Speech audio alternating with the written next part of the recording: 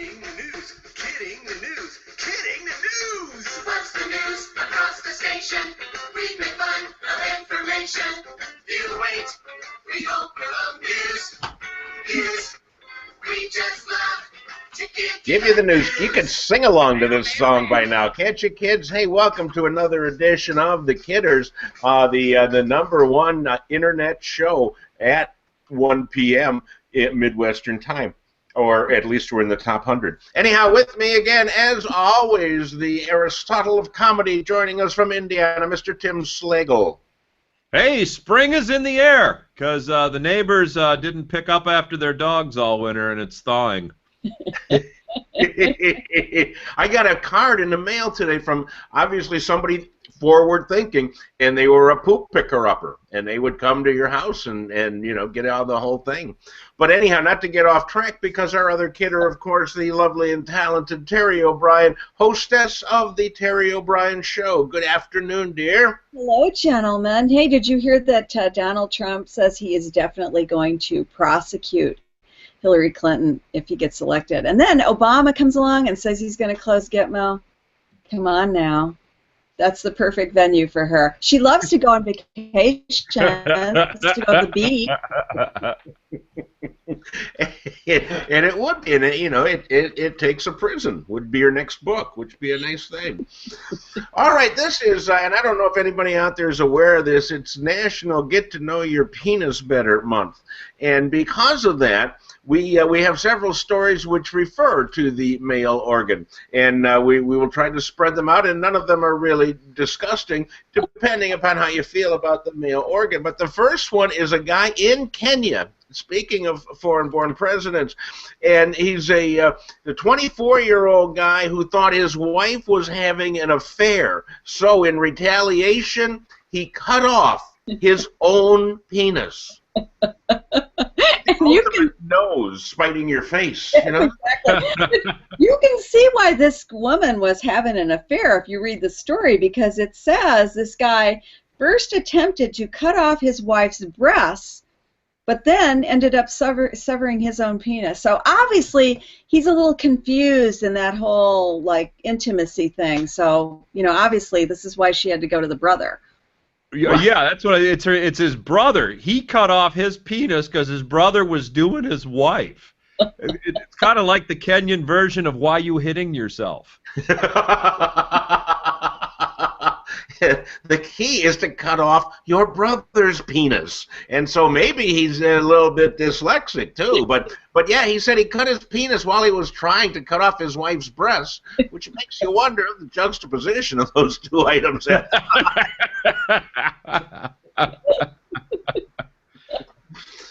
I understand it's actually a popular movie. Kind of like the Christmas Carol. It's been done by a lot of different characters over the years.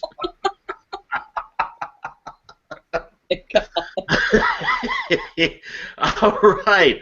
Now here, this is a story about entrepreneurship taken to the max, because this is just a great story. Girl Scout cookies, something we all love and have eaten for years. A little girl in Colorado, accompanied by her aunt, sold her Girl Scout cookies outside of a pot dispensary. And she had a little sign that says, "Satisfy your munchies." And she was selling that. And then the pot dispensary figured, what a great idea. And they said, if you buy a box of Girl Scout cookies, you come on in and we'll give you a treat of some of Foster Bud's, what they call, Farmer 12's Girl Scout cookies. So you buy a box of the real things and they give you the special ones. I think it's marketing genius. The Girl Scout knew that people were going to get the munchies. The good news is that drug awareness program the Girl Scouts is actually paying off. Well, that's the one. Aunt could have told her, maybe, because she was with her aunt or her aunt, depending on where you're from. I wish this had been around when I was selling Girl Scout cookies, because I agree with you. This is absolute genius. But, you know, Tim, there could be ways that she would find out other than through those drug awareness programs. Like how? I'm telling you, her aunt told her. Got her hooked on the juice. All right, well, speaking of drugs and alcohol making you do strange things, there was a guy named Greg, and he got drunk with his friends, as we've all done from time to time, and he woke up, and, sometimes your friends will put tape all over your body, or sometimes they'll shave your body. What they did was they tattooed a 10-inch by 2.5-inch penis on the man's thigh. So it's coming down his thigh, and he thought, oh, they put it on there with, Sharpie or magic marker, and he started scratching it, and it was bleeding, and it was a real tattoo, which has got to be embarrassing, because, somebody sees that, go, what, is that a goal you're setting? You want to fit into that silhouette? That had to be some kind of bender. How passed out do you have to be getting a 10-inch tattoo and not wake up? Exactly. I heard they hurt. That's going to wake you up. Yeah, and it's kind of end swimming at the family picnic, too.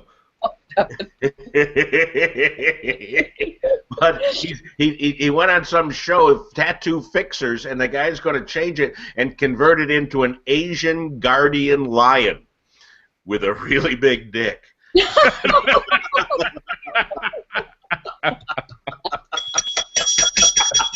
All right, we got a bell ringer. That's what we go for. Okay, one more of the wiener jokes before we get to our main story.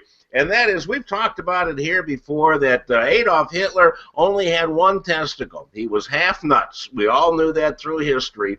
Now it is found out that he also suffered from penile hypospadias, or micropenis. So Hitler not only had one ball, but he had a little tiny dink. And they said that he had to have injections of bovine testosterone before he had sex with Eva Braun.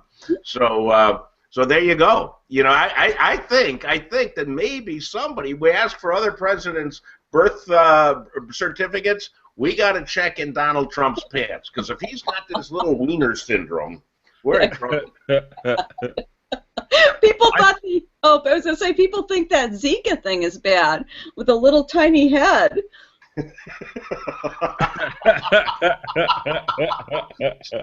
Genital Zika. I think that's probably why Hitler waited until he was in the bunker to marry Eva Braun. He wanted to make sure she couldn't escape.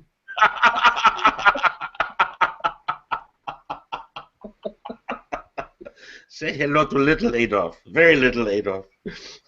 Oh. One more story for all of you sports fans out there, and this is one that just really pushes the edges of stupidity. There's a guy this happened over in England. So Teri, you will be our authority on English law, because, you're the only one that's got a law degree. And anyhow, Simon Smith, he changed his name this week. He was one of 85,000 people in England changed their name. He changed his to Bacon Double Cheeseburger. That is now his legal name, Bacon Double Cheeseburger. And everything's going fine, except his fiancée says she will not be known as Mrs. Double Cheeseburger. Well, of course this happened in England. If it was in America, he would have changed his name to Footlong. And God, of course, then everybody would have thought he was Asian.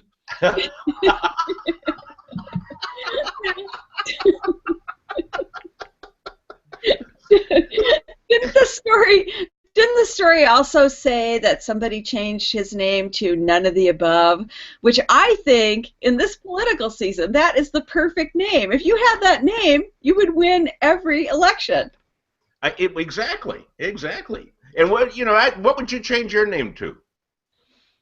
I thought excuse me would be a good one, because people are always, calling your name then, or slippery when wet. That way you could have that one.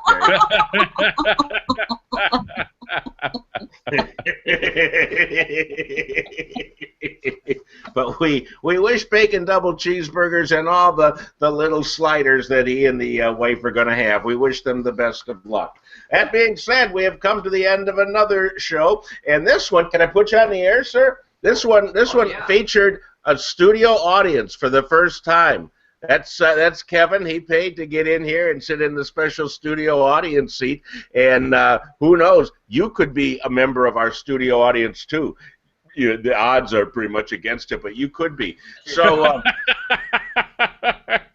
so what do you guys got going on this week? Anything? I got to keep an eye on all these politicians, you know, big Nevada caucuses tonight. Oh, that's going to be a thrill. Another big debate on Thursday. Oh, you're a liar. You're a liar. I can't wait. I can't wait. It will be fun. It will be fun. Tim, how about you? Spring cleaning for me. All right. All right. And Kevin and I are now going to start drinking. So it's a happy time for everybody. Thanks for joining us. Good night, Pablo. Thank you very much for being here. Bye-bye, Pablo. Adios. We make fun of information. You wait. We hope you'll amuse.